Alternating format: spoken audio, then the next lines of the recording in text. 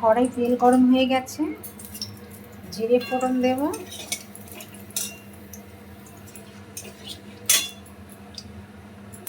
পেঁয়াজ দিচ্ছি,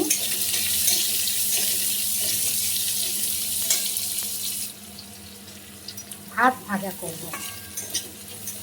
কালকে ভাত আছে, ঠান্ডার সময় ভাতটাকে আমি ভেজে টিফিন করে নেব।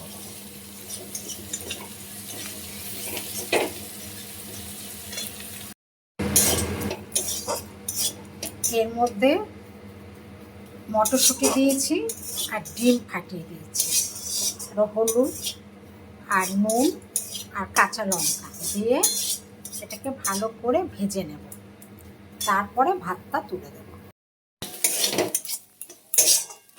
এবার ভাতটা তুলে দেব।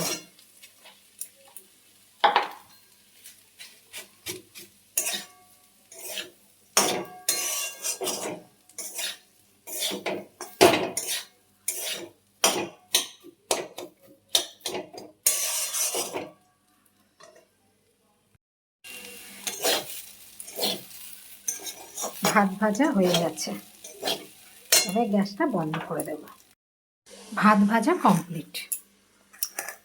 সামান্য নামাবার আগে একটু ঘি দিয়েছি আর গোলমরিচের গুঁড়ো দিয়েছি, দিয়ে নামিয়ে নিয়েছি। একটা টিফিন হয়ে গেল। বাসি ভাত ছিল, সেটাকে টিফিন করে নিলাম।